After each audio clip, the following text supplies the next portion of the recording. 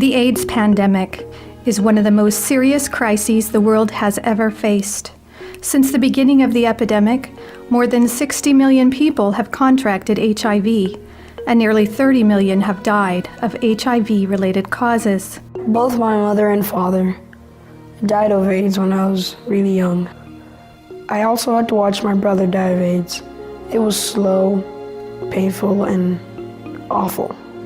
He was the one that took really, really good care of me after both my parents died.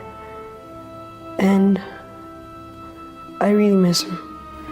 With close to 34 million people in the world now carrying the HIV virus, and an estimated 2.7 million people newly infected each year, it's clear the world has not figured out how to stop this disease.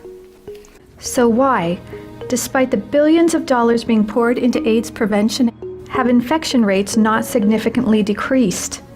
Dr. Edward Green, while director of the AIDS Prevention Research Project at Harvard, set out to answer this question, and the international community did not like what he found. If sexual behavior is changed in the direction of more monogamy and fidelity and more abstinence, it greatly brings down infection rates. In Dr. Green's book, Broken Promises, How the AIDS Establishment Has Betrayed the Developing World, he says the research shows that the sexual rights approach to AIDS prevention, championed by the UN and Western donor countries, may actually be increasing the rate of infections, not bringing them down. And if he is right, millions have died unnecessarily. When I was a young girl living in Mozambique, a documentary was made about my brothers and I because both of our parents died of AIDS.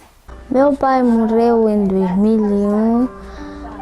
Passando algum tempo, 2002, morreu minha mãe. Nós ficamos órfãos dos pais. Não tinha nem mãe nem pai. Ficamos sozinhos. Passamos por um momento muito difícil. Ficamos só sozinhos em casa. Éramos só crianças e vivemos sem pai nem mãe. Ficávamos muito tristes, ficávamos humilhados, né? Por ver outros com mãe, nós sem pai, epa. É tristeza para nós, né? Many of the people who got involved in AIDS prevention initially in the U.S. were gay men themselves or were working in that community, and it almost sort of grew out of the gay rights movement. Most Africans have conservative attitudes towards sex. My own personal attitude happens to be more the liberal one. Most of the people who work in AIDS prevention adhere to a liberal attitude towards sexual behavior. When we're talking about vulnerable populations, we're talking about, among others, gay men, injecting drug users, and MSM. Dr. Jonathan Mann, an American physician, is widely credited with organizing the United Nations worldwide fight against AIDS. He placed the struggle to end discrimination against men who have sex with men into the very foundation of global AIDS policies at the United Nations.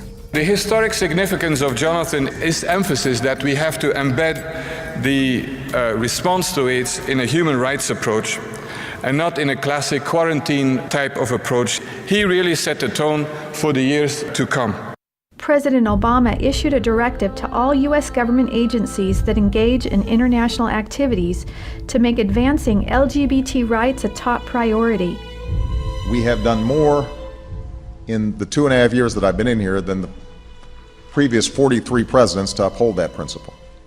The Obama administration defends the human rights of LGBT people as part of our comprehensive human rights policy and as a priority of our foreign policy. For us, family stands at the heart of everything we do. We live for the family. Gay rights are human rights, and human rights are gay rights. We do not want any discrimination against anybody under any condition, whether sexual or otherwise. But we have to state clearly and forcefully that this concept stands against everything we stand for in Africa. And because we have rights, governments are bound to protect them. The issue of sexual orientation in the United Nations human rights system has not yet mustered consensus. All the previous attempts to integrate sexual orientation into existing universally recognized human rights have not been successful. Recently, there was an announcement both by David Cameron and by President Obama that, you know, they are willing to cut off aid to countries who do not recognize LGBT rights.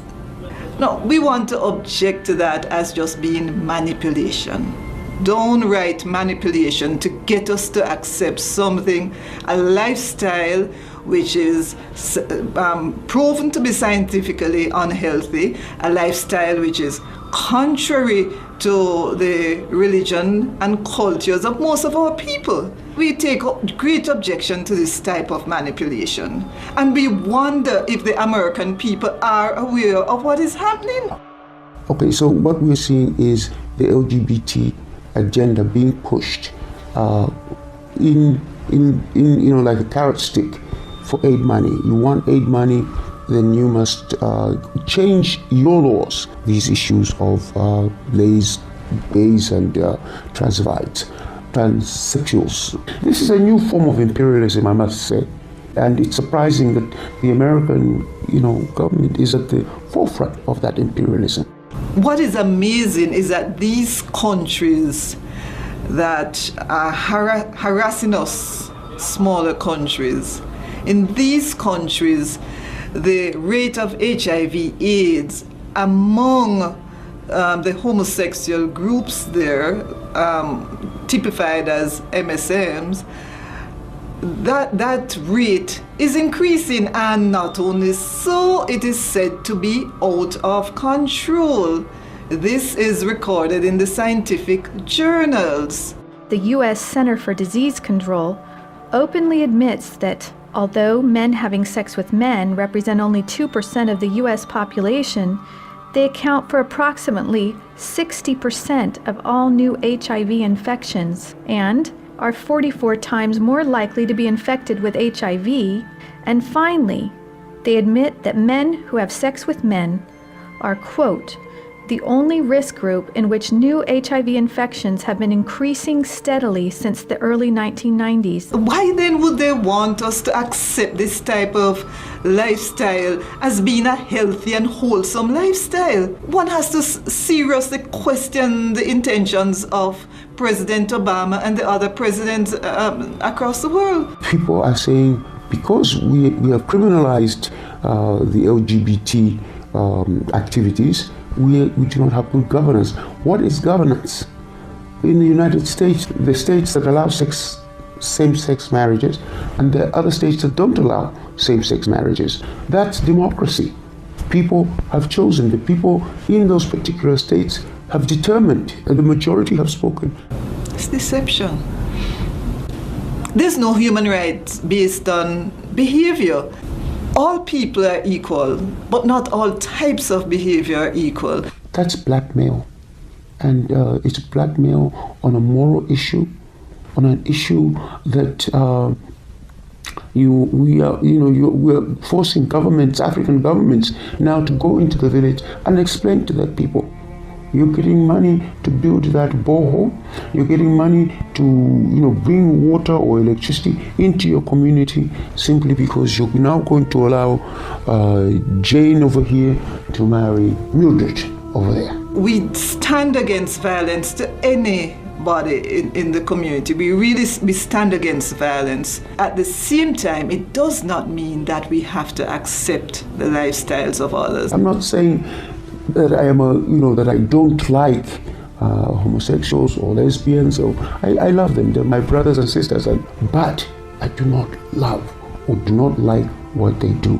But what we're emphasizing is that maintain your way of life while we maintain our own.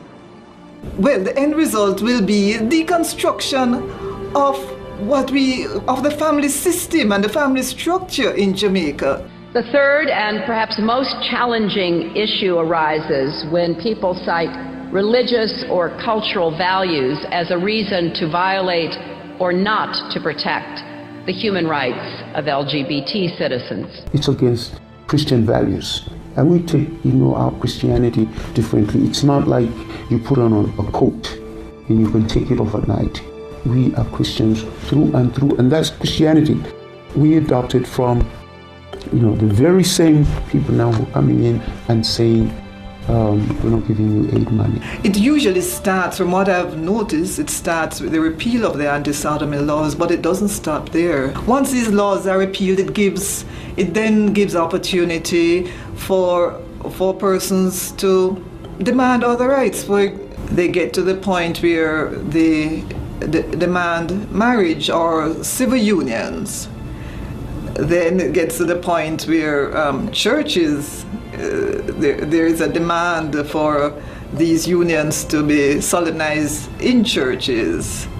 It gets into the educational system. It gets to the point of where criticism of the lifestyle then becomes an offense, and people are fined for this type of thing. And to come in and to say we must change our laws, it's actually to come in and say what we told you about Christianity, what we told you about Islam is not true.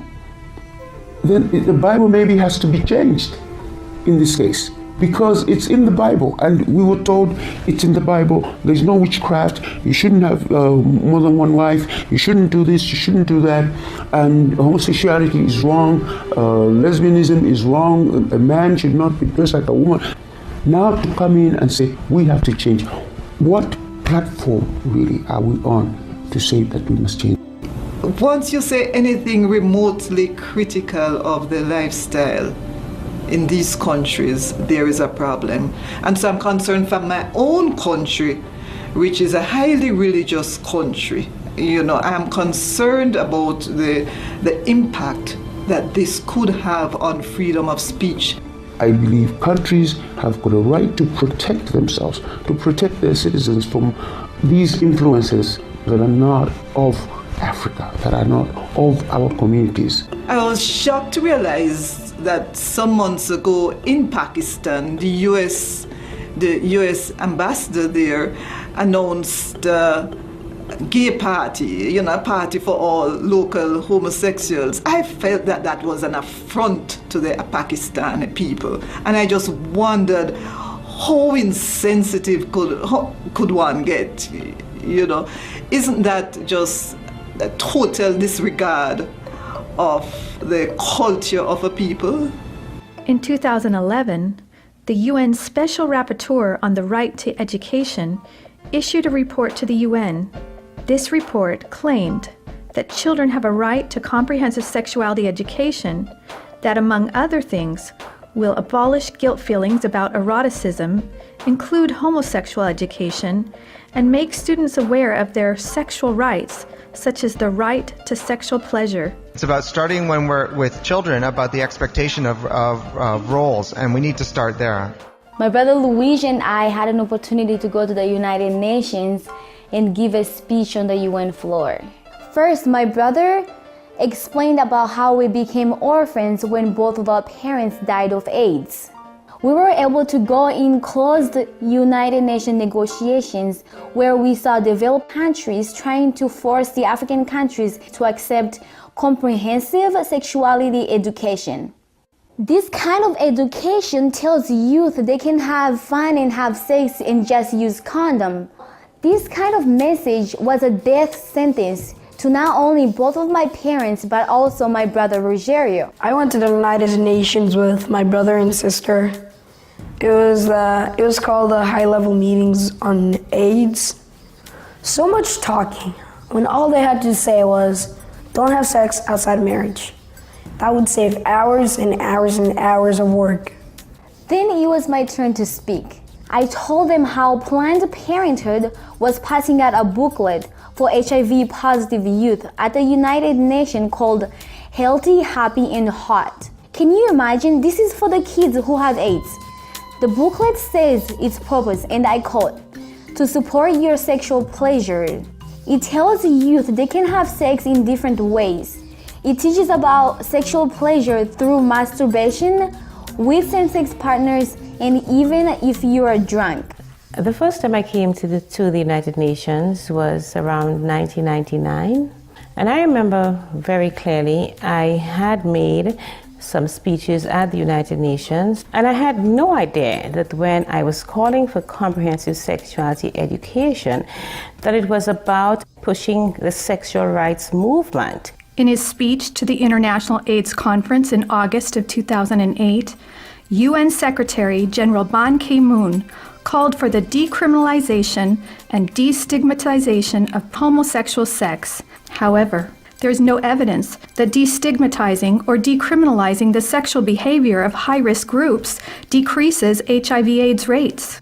My brother Luis was also invited to speak at the UN about AIDS orphan, but then he found out that the African group was being pressured to endorse a document pushed by UNAIDS called Guidelines on HIV/AIDS and Human Rights. Do you know what the guidelines say we have to do to stop AIDS? They say you have to legalize same-sex marriage and graphic sexuality education for kids and legalize prostitution. My brother showed the delegates what the guidelines really say, and they removed it this time. But the rich countries keep pushing to endorse this in other documents. UNAIDS published and circulated an email which was false and malicious about me because they felt that they needed to have in the document language relating to men who have sex with men and sex workers. As a result of the pressure that UNAIDS put to bear in this email, CARICOM's negotiating position was changed, and I was advised that my contract would not be renewed. They actually said that for us to combat HIV and AIDS, we needed to legalize prostitution, legalize homosexuality. It is an affront to the principles of the UN Charter. A UN agency should not be allowed to overstep its bounds in such a manner. We are so arrogant, we Western technical experts. So here's this great model in Uganda. The Western experts show up, they know what's best affecting gay men and drug users, and they go to Africa, maybe with no experience in Africa, and tell them what to do, and they don't listen, and they don't notice what's going on around them. Because there is a great divide between the developed countries and the developing nations. Many of us are still not even food secure, you know? We can barely feed ourselves. The poverty rate is sky high. You tell me how funding to educate people on men having sex with men, you know, or the lesbian agenda is going to be beneficial to my people. It's not. Uganda has received international acclaim for its fight against HIV/AIDS, and the fact that this came from the highest political level through our president, His Excellency Yoweri Museveni. Our approach is gradual. Abstinence, be faithful to each other, but if you can't, use the condom. We had to fight to defeat AIDS, or it would defeat us. My husband believes in our culture so much, and our culture really used to always promote abstinence from premarital sex. Uganda is our family, and we had to spread that message to everybody. It is ABC. When Uganda launched their ABC program, they had no way of knowing that they were no longer fighting HIV only, but also the ideology behind Western AIDS prevention. Uganda is now very concerned that its success is being eroded by criticism leveled against it, that it's not laying enough emphasis on the use of condoms and should actually reduce its message on abstinence and being faithful to one's partner. It could be said that the small African country of Botswana represents one ideology in the AIDS policy struggle, and that Uganda represents the other. In 1990, Botswana had a prevalence rate of only 3%. In 1992, it rose to 10%, and in 2011, it reached an alarming 24%, the highest in the world next to Swaziland. In 2015, more infants are expected to die of AIDS in Botswana than are born in Boston and Philadelphia combined. Let's compare Botswana and Uganda. In 1990, Uganda had one of the highest HIV infection rates in the world, with a rate of 15%. Then, in 2006, Uganda's infection rate took a dramatic drop to only 5%, one of the largest reductions of new infections ever recorded. The way it worked in Uganda was probably just about right. You had President Museveni going around from town to town with a bullhorn, literally telling people, you've got to change your behavior or you're all going to die. And if you're really going to do something stupid anyway, at least use a condom. That's probably about the right message in a place like Uganda or South Africa or Botswana, where a large proportion of the potential partners you're going to run across are HIV infected. That is the truth, and that is what you ought to be telling people. Infection rates are going up in the U.S. They're going down in Kenya. They seem to be going down in Ethiopia now. They went down in a major way in Uganda. They went down and stayed very low in Senegal, and yet we're going to these countries and telling them how to prevent AIDS. People say we have poverty and we have women not having choices in their lives, and then there's this huge disconnect, and therefore we have to go with condoms.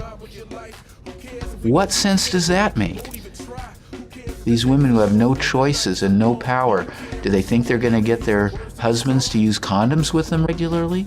Today, a condom isn't something that a woman can, in most situations, negotiate. And so we have to look for prevention tools. Condom use in steady partnerships is not even in the double digits anywhere in the world among heterosexuals. Anywhere in the world. I could see where he was going, but a part of me could not stop. It felt so good to be loved. And he asked for sex. And I thought, I don't give in, I'm going to lose this guy. The good news about condoms is that they are an effective product. The bad news is they're not 100% effective. They had to take a blood test. It was the worst experience I ever went through. I was shaking all through. I said, God, if I have AIDS, I'm finished. And I came so close to the fact that I could be HIV positive. I just lost a friend, 21 years old. I saw her in the last stages. She had full-blown AIDS. It was so scary, so scary. Who among us has not heard somebody say that you can only get HIV from unsafe sex? Well, that's a statement that condoms are 100% effective, which just clearly isn't true. The way we do AIDS prevention, which can be called risk reduction only, you're reducing the risk but not avoiding or eliminating the risk. If you're a young person in South Africa, even if you're using condoms consistently, if you're in a situation where a third of the potential partners you're running into are positive, even with 90% protection, there's a substantial chance that after several years you're going to get infected anyway. Which countries in Africa have the most condoms and use the most condoms? Botswana, South Africa, Zimbabwe. Those countries stand out. And they don't have lower infection rates, they have higher infection rates. We put that data into a table that shows as condoms become more available, instead of infection rates going down, they actually rise. The use of condoms is what we believe is the cause for the slight increase that we have seen in the infection of AIDS, HIV. And this is because it lets our population believe they can let their guard down and they can actually behave in risky behavior because of the belief that these condoms can actually prevent AIDS 100%, and that is not true. I'm in no way opposed to promoting condoms as part of a strategy for AIDS prevention. The problem with condoms is if we let that give us the illusion that we can forget about the A and the B. If you're a young person in South Africa and you've got the message drummed into you that AIDS prevention equals condoms, you think you're protected, and therefore you don't examine your underlying behavior and stop to question whether having multiple partners in the middle of an AIDS epidemic is totally insane or not. You know, you can use the analogy of seatbelts and drunk driving. It's not a bad idea for them to wear seatbelts. The problem comes in when you have the illusion that as long as you wear seatbelts, it's okay to keep driving drunk. Meu pai ficou doente quando nós estávamos em 10 de agosto, por muito tempo. Sentia-se mal quando nós víamos ele doente. Pensávamos, quando ele morrer, vamos ficar com quem? Quem vai nos sustentar? Sempre andávamos tristes. Mais tarde, ele acabou por perder a vida. Quando ele perdeu a vida, também ficamos desesperados. Porque ficamos por 3 meses na casa sem teto. Eu brincava com meus amigos. Às vezes, meus amigos, quando eram chamados com a sua mãe, ele respondia mãe. E eu não tinha mãe para poder responder. Então, eu ficava assim um pouco mais triste por não ter mãe. Não tinha ninguém para poder chamar mãe. Right now, nearly 40 million people are living with HIV. The annual cost of getting treatment to everyone in the world who is HIV positive will be more than $13 billion a year, every year. Moreover, these figures assume no increase in the total number of people who will need treatment. Yet we're averaging over 4 million new infections a year. In other words, for each new person who got treatment for HIV, about 10 people became infected. If we don't increase our investments in prevention, how can the world afford, from a humane perspective, from a moral perspective, from a financial and economic perspective, that every year between 4 and 5 million people will become infected? The cost of promoting the ABC program the way Uganda did it in the early years, when they broke the back of what was then the world's worst epidemic and turned that epidemic around, it was less than 50 cents per person per year. Not only is there this sort of general indictment that we have violated trust and betrayed the people of the third world and everything by letting our ideology get in the way, but we have pushed Uganda away from the model that's worked so well. If you go to Uganda today, the emphasis is on drugs, it's on condoms, testing. The old ABC program that put real emphasis on A and B, that involved the church, went into the schools, it's been largely dismantled. People accuse the religious right of being willing to let millions of Africans die for their beliefs. Well, unfortunately, in a sense, some people on the left are willing to let millions of Africans die because they don't want to say anything that sounds like they're interfering with their sexual freedom. Uganda has also recently come under heavy attack and criticism about its policies on homosexuality, and I think a lot of it is based on misunderstanding.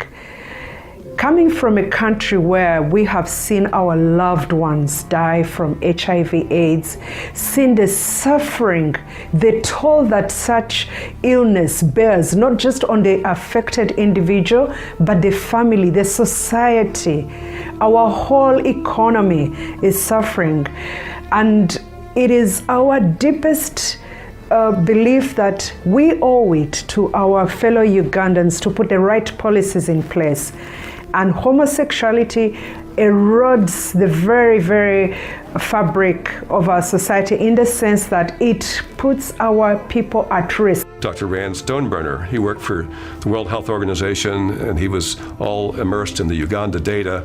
But Stoneburner said that history will look back on this period and say one of the great abuses of the latter part of the 20th century is a failure to do AIDS prevention in ways we know are effective. If we learn anything from Uganda, then what these nations look like in the future will be decided by the choices their young people make today. But I'm not a virgin anymore. What's the point? I could just go on. After all, I've lost it. I got to know about secondary virginity. I say I may have lost the first, but I can keep myself from now till marriage. Young people decide, and many have against premarital sex, and they know that abstinence works.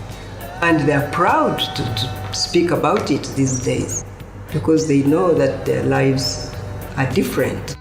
I was tempted, I tried it out. it wasn't what I thought it was. I wanted more and more to get what I thought I wanted. But I realized the greatest sex comes when someone really loves you. And if someone loves you, then they want to be committed to you. And that is only in marriage. I am definitely not going to have sex outside marriage. Because first of all, I don't want to die early, and I don't want my wife to die early either. She's probably going to be really pretty, and she's going to be the mother of my kids. Not everyone is having sex, I realized. That's the thing, that everyone is doing it, but that's not true. And I'm not everyone, and you're not everyone. We could stand out of the crowd. I would tell the rich governments to stop pushing sex in Africa. And I would tell the African governments to not listen to them and to stand strong, because no amount of money is worth it. It's a voice that whispers my name. It's a kiss without any shame. Something beautiful, yeah. Like a song that stirs in my head. Singing love will take us where. Something beautiful.